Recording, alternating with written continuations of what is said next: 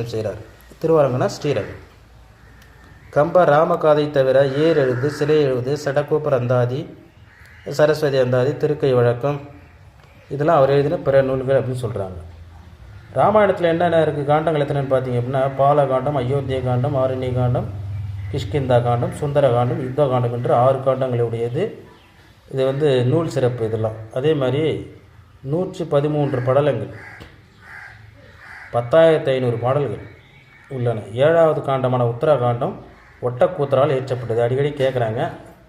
6 Kandam Kambar இயற்றியது.